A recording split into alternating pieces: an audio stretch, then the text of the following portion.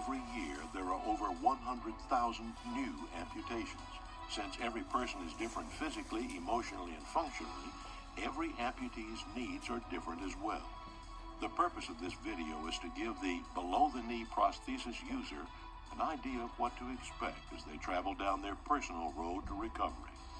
It will be helpful to keep this video for future reference, as it will cover important information regarding your responsibilities as a below-the-knee prosthesis user and provide valuable insight for family members and caregivers. Individual care plans may vary from the information on this DVD, and we recommend that you discuss your care plan with your prosthetist. Being a new amputee can be overwhelming and intimidating. It is important that you set long-term goals for yourself, but at the same time, you have to really focus on each day and each challenge. You need to not worry about the end result, but focus instead on the process of getting there. To be successful learning to use a prosthesis, you must be very determined to achieve your goals, but at the same time, you have to be very patient and not rush ahead faster than what you're ready for. You can go on to play sports, you can go on to work, you can go on to do whatever it is your heart desire, have a vision, have a dream, and make that dream happen. And it's totally up to the individual. And it gets easier every day, it gets better every day, but your attitude is the most of it. There is some basic terminology that you should know in order to allow you to better understand this DVD, and so that you can better and more effectively communicate with your prosthetist and rehabilitation team. Residual limb, the remaining part of your leg after a portion of your leg has been amputated. IPOP, immediate post-operative prosthesis, a prosthesis that is made directly on your residual limb while you are still under anesthesia or within several days of your amputation. It is for very light use only. Preparatory prosthesis, also commonly called a temporary prosthesis. It is usually fit around 2 to 3 weeks after surgery and is worn for approximately 3 to 6 months. Permanent prosthesis, also commonly called a definitive prosthesis. However, both terms are misleading since no prosthesis fits or lasts forever. It is usually fit 3 to 6 months after surgery and is worn as long as it is functional for your needs. Prosthetic foot. There are hundreds of different feet. It is important that you get the best foot to fit your needs. Socket. The rigid shell of the prosthesis that your leg fits down into. Sheath. Sheer nylon hose that is sometimes used against the skin to prevent rubbing and to wick moisture away from your skin. Socks. Socks are used as filler between your leg and the prosthesis so that you can adjust the fit of your prosthesis. They are similar to socks that you wear on your foot, but they come in many different thicknesses and materials.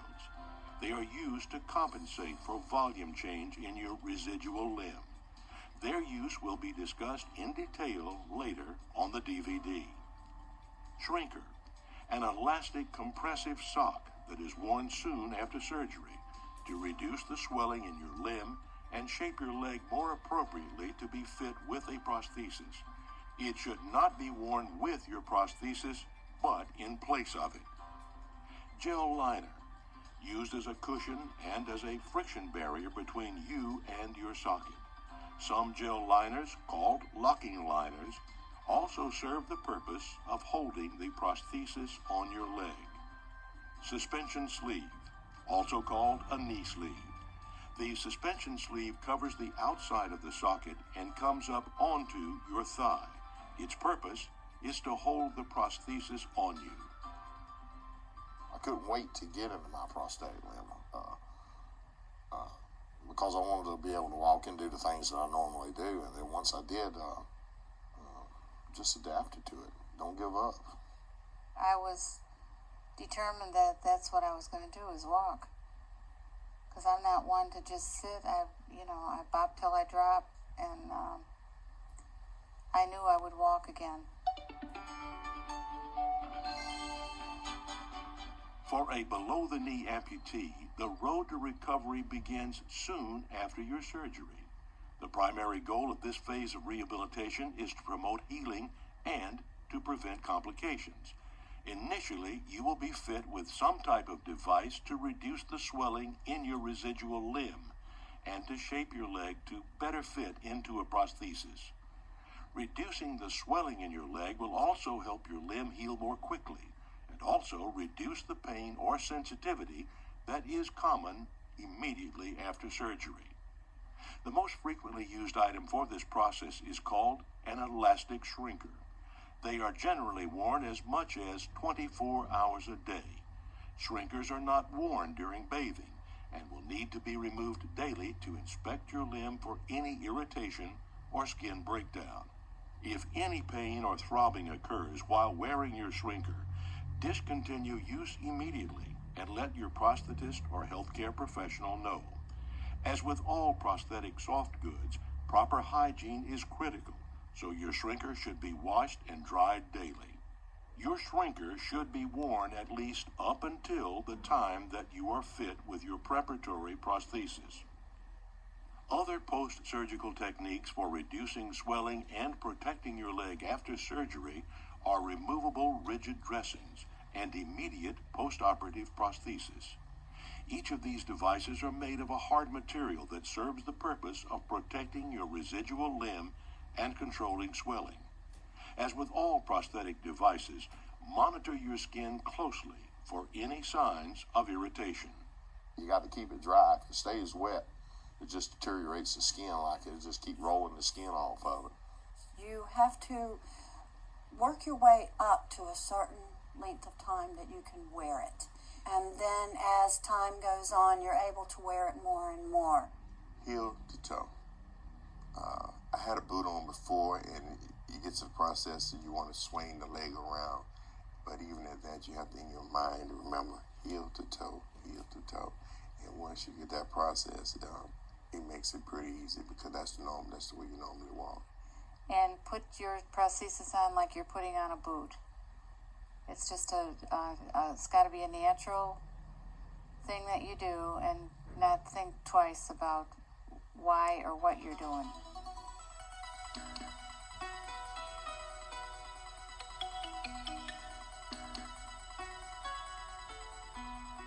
After your leg is healed and you are cleared by your doctor to begin prosthetic fitting, you will be fit with what is called either a preparatory or temporary prosthesis. The average time between surgery and being cast for a preparatory prosthesis is 2 to 4 weeks, but this time frame can vary significantly depending on your personal condition. A preparatory prosthesis is typically worn for 3 to 6 months, while the shape and size of your leg goes through the most significant changes. As the swelling from your surgery goes down and your leg muscles get smaller from lack of use, your leg changes in size and generally gets smaller. These changes take place for years, but the most significant changes take place during the first several months after surgery. Another important function of the preparatory prosthesis is that it helps you and your prosthetist determine what type of permanent or definitive prosthesis will ultimately be the best for you. As you get used to your prosthesis, how you walk will change and frequent adjustments to your prosthesis will be required. It is your responsibility to monitor your residual limb for any redness, discoloration, or other signs of irritation. If you do not have good sensation or feeling in your limb, or if you are unable to see your limb clearly, you should have someone else visually inspect your limb for you. If you have any questions, concerns, or problems with your prosthesis, discontinue use of your prosthesis immediately and contact your prosthetist. Protecting your leg is extremely important. If you get any kind of sores or anything on there at all, you have to make sure that you take care of that. And any time that your leg is getting irritated, take it off.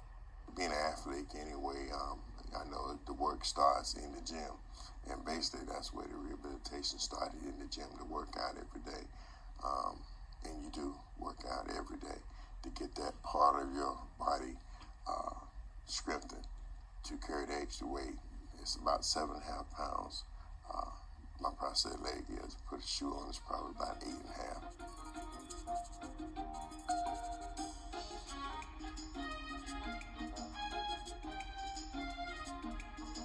After it is determined by your prosthetist and other healthcare providers that your leg is stabilized in size, you are ready to be fit with a permanent or definitive prosthesis. The permanent prosthesis is typically fit between 3 to 6 months after the temporary prosthesis. Based on what you and your prosthetist learned about what did and did not work for you with your preparatory prosthesis, a decision will be made as to which type of permanent prosthesis to make. In some cases, the permanent prosthesis may be similar to your preparatory prosthesis, with the most significant difference being that it has a cosmetic cover, which makes it look more natural. Some people, however, choose not to have a cover put on their prosthesis so that it is lighter weight and easier to adjust or repair. In other cases, the permanent prosthesis may be totally different than the preparatory prosthesis. The words permanent prosthesis can be misleading because over time your leg will continue to undergo physical changes as you wear your prosthesis, and you will probably need to be refitted for a new or modified prosthesis at some point in the future. If you have any problems with your permanent prosthesis, discontinue use and call your prosthetist immediately.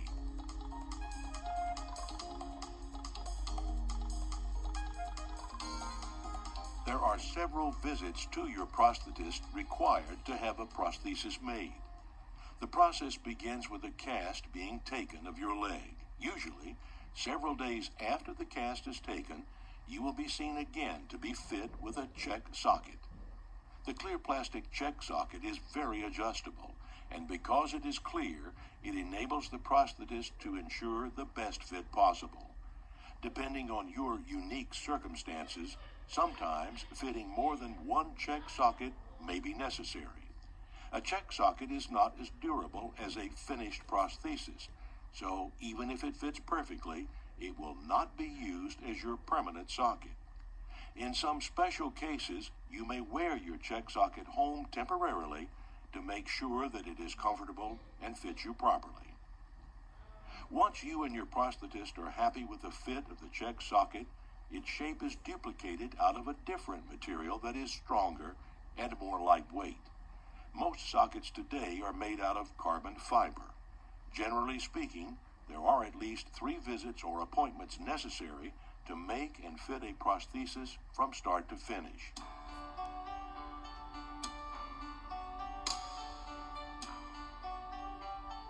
There are many styles and shapes of below-the-knee sockets. The following suggestions are for a specific weight-bearing or patella tendon-bearing style socket, commonly referred to as a PTB socket. Based on the type of socket you have, these rules may or may not apply. Check with your prosthetist to see what type of socket you have. One of the challenges of fitting or wearing a prosthesis is that your leg will change in size and shape. The size of the prosthesis obviously will not change. Your tool to compensate for your leg changing in size is prosthetic socks. With your prosthesis, you will receive a variety of socks of different thicknesses or plies. Plies refers to the thickness of your socks. The most common plies of socks are 1 ply, 3 ply, and 5 ply. The thinnest socks are 1 ply. For example, a single 3-ply sock is equal in thickness to 3 1-ply socks worn together. A single 5-ply sock is equal in thickness to 5 1-ply socks worn together. The most common reason that below-the-knee amputees have problems with the fit of their prosthesis is because they are not wearing the correct number of plies of socks. When monitoring and adjusting your socks, it is important to remember the total number of plies of the socks you are wearing, not simply the number of socks. It is an important responsibility for you to learn when to either increase or decrease the number of plies you wear with your prosthesis. When learning to manage size changes in your leg with socks, there are some general rules to follow. First, a prosthesis should feel snug. If your leg slides down into the prosthesis with very little resistance, the chances are that the fit is too loose and you need to add more socks or a thicker sock. Second, when in doubt, try adding a sock. It is generally better to have on too many socks than too few. Third, it is best to change one ply at a time because sometimes the difference between a good fit and a bad fit can just be one single ply sock. Lastly, when using socks, it is especially important to make sure there are absolutely no wrinkles in the socks. A small wrinkle in a sock can cause a sore on your leg. As always, if you are experiencing any pain or discomfort, discontinue the use of your prosthesis immediately and call your prosthetist. It is important to know that your prosthesis works the best when it fits precisely on your leg. Your leg should not fit too far into the socket, a sign of not enough socks, nor should it be held too far out of the socket, a sign of too many socks. Your leg should contact the bottom of your socket, but you should not carry so much weight on the bottom of your leg that it is painful. Most commonly, your leg will get smaller over time. It is not uncommon that your leg may even lose volume within several hours of putting on your prosthesis. As your leg gets smaller, more socks or thicker socks must be worn to make your leg the same size and to prevent your leg from sinking too far into the prosthesis. Continue increasing the number of socks until it starts to feel uncomfortable and then decrease one ply. If you cannot feel any difference after adding a sock, you most likely do need that sock. Some of the signs that you need to add socks are as follows. The prosthesis begins to feel short when walking or standing. The bottom of your leg is painfully hitting on the bottom of the socket. Your leg is able to move around inside the prosthesis. Discoloration or pain is noticed on the bottom of your kneecap, shin, or other bones. It is common for people to feel loose in the bottom of their socket, but when they try to add a sock, it can be too tight around their knee. If this occurs, a valuable technique is to cut a sock in half so that it only tightens your prosthesis below your knee. This is referred to as a half sock. If your leg swells or you gain significant weight, it is possible that now you could be wearing too many socks. This results in the prosthesis fitting too tightly. If your prosthesis is too tight, your leg will not fit down far enough into the socket. This can cause too much pressure being placed on the top of the bony prominences of your leg. Another obvious indicator that your leg is larger or that you have too many socks on is that the prosthesis will feel too long when you are walking. This is especially true if you know that the prosthesis was the correct length previously. Once again, it is important to remember that your leg will change in size. If you do not make adjustments yourself to compensate for these changes, there's a very good chance that you will develop irritation or sores. As always, monitor your skin closely and discontinue use of your prosthesis and call your prosthetist immediately if you have any questions or problems. As long as your leg fits you properly, then you're going to be able to go and you're going to be able to do. And you'll find that, you'll know. As long as you pay attention to your body, you'll know. And if you just stop and just change one thing. One sock can make a world of difference. It just aches all over if it's too tight. If it's too loose, you're going to have spots. What I call wear spots or hot spots where it rubs on your knee, or if you slide down in it too far, into the socket too far. You have to make them sure that they're smooth and that you turn each one in a different direction so you don't feel it, because if you feel it, then it'll rub and cause you to blister. As you go out through your day, you may start off with maybe 5 socks, maybe 3, and as you wear your prosthetic, as you walk, it starts to confine inside of the the socket itself, so it starts to shrink a little bit. The learning that management is trial and error. Is what's comfortable for you. There are many different types of prostheses. One of the challenges for your prosthetist is finding the best combination of socket design and components for you. One common type of prosthesis for below-the-knee amputees uses a locking gel liner to attach the prosthesis to you. Part of this socket is cut away so that you can see how the pin enters the bottom of your socket. The metal pin that sticks out of the bottom of the gel liner will engage a lock mechanism that is in the bottom of the socket. The most important step when putting on this type of prosthesis is to roll the liner on properly. The liner first needs to be inverted fully inside out so that no air will be trapped between you and the liner. The liner is then positioned on the bottom of your leg with the pin lined up straight off the bottom of your leg. As you roll the liner up your leg, you must make sure that the pin stays in a position pointing straight off the bottom of your leg. This is important so that the pin will line up with the lock in the bottom of the prosthesis. If socks are needed with your prosthesis, socks would now be pulled over the liner, paying careful attention that the pin is fully exposed through the hole in the bottom of the sock. Next, as you put your leg into the prosthesis, attention must be paid to put your leg straight into the prosthesis. This also is important so that the metal pin will line up with the hole in the lock in the bottom of the socket.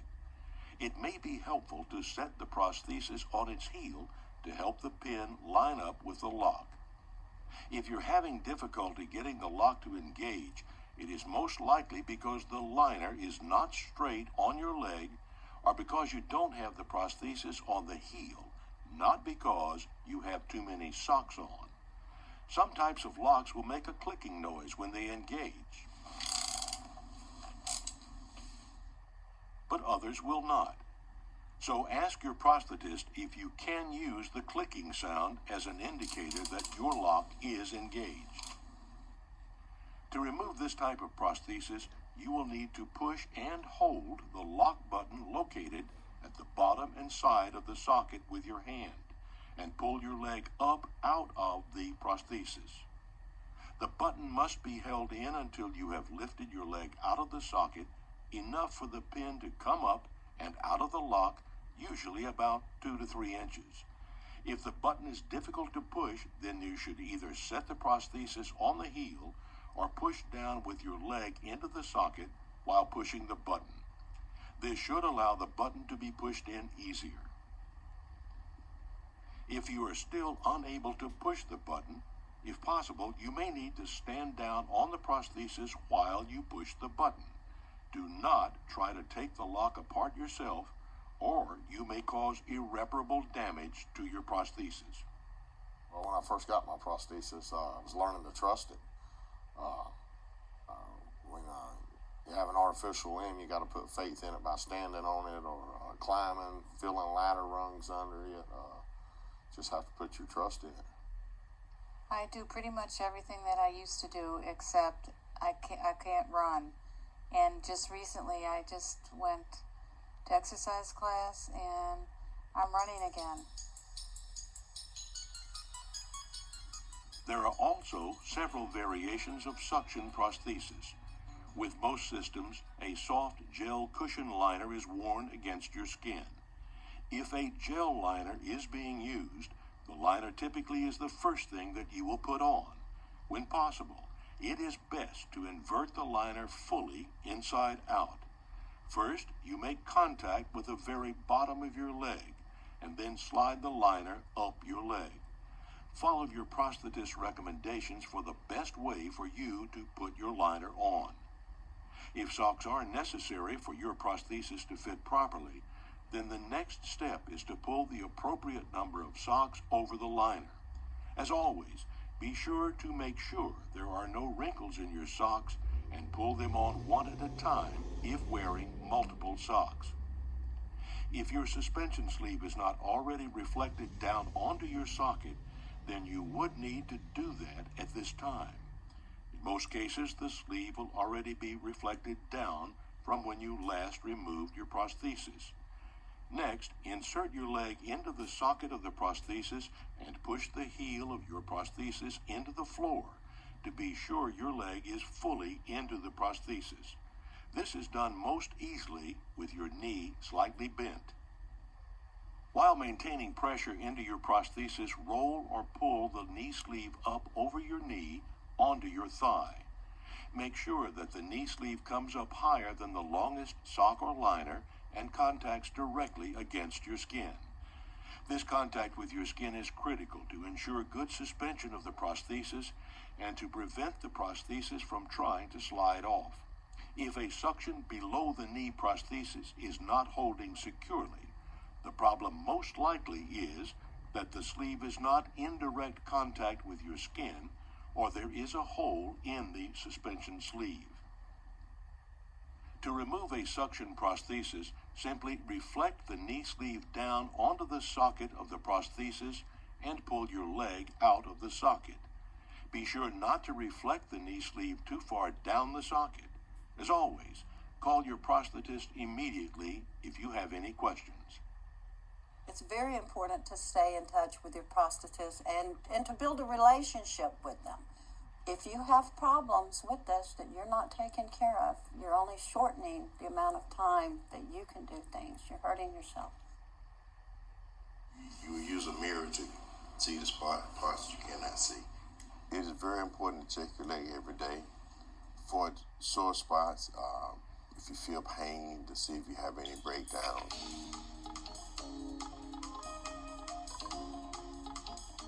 For every amputee, it is critical to wash whatever material is in contact with your skin.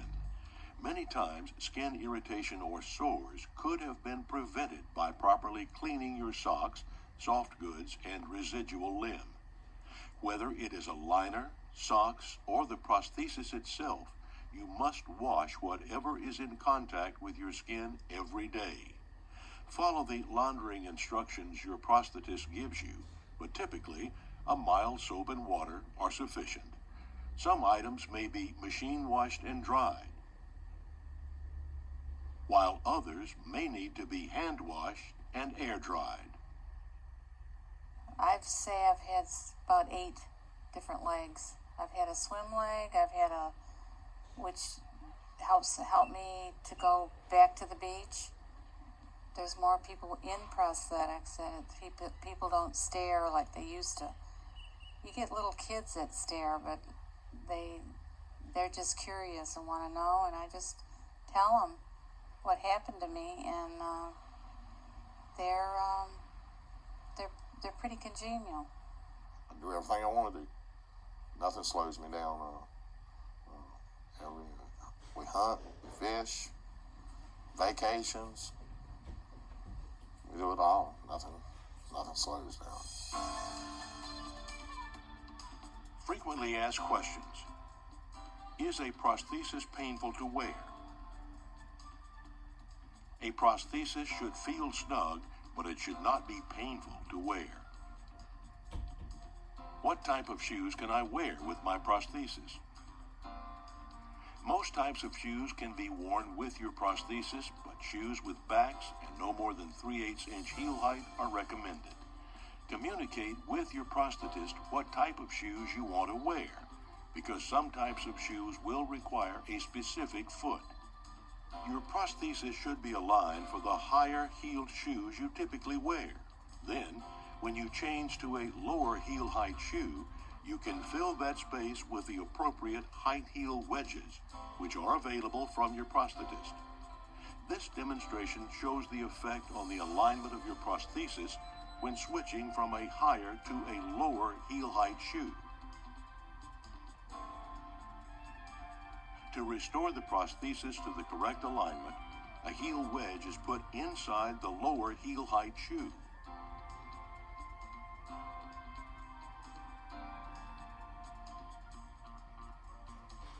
Should I expect to have phantom pain? Almost everyone experiences phantom sensation, which often includes the sensation that your foot is still there. However, phantom pain, which is pain in your residual limb that has no physiological source, is much less common. It is unusual for an amputee to have phantom pain to the degree that it disrupts their life or the ability to wear a prosthesis. Many patients express that they have less phantom pain if they do wear a prosthesis. How soon can I be walking with my prosthesis? Like everything in life, different people progress at different rates. Most people can walk some steps with an assistive device the first day that they get their prosthesis. Can I drive with my prosthesis? Check with your local Department of Transportation to find out if there are restrictions for you to drive. Assistive devices are available to help you drive more safely. This is a left foot accelerator. It transfers the accelerator from being from the right side where you use your right foot to your left side where you use your left foot. You sit it in, this prop goes over here, goes over the pedal itself, it grips into the carpet, keeps it in place so it does not move. This is your gas, this is your brakes. Gas, brakes. And there you go. Can I swim with my prosthesis? Talk to your prosthetist about getting a prosthesis for swimming. They are available. Get active. You have to stay active. Don't just sit with the TV set in the remote control. Get going. Get out there. You can play basketball. You can play tennis. You can just about do anything that you, even dance. You can do anything. People have achieved great things with prostheses. The only limits that you have are the limits that you put on yourself. Your prosthetist's primary goal is for you to live an active and productive lifestyle with a below-the-knee prosthesis. Staying on your road to recovery is within your reach, and with today's modern technology, your life can be whatever you make it. Your success with a prosthesis is ultimately up to you.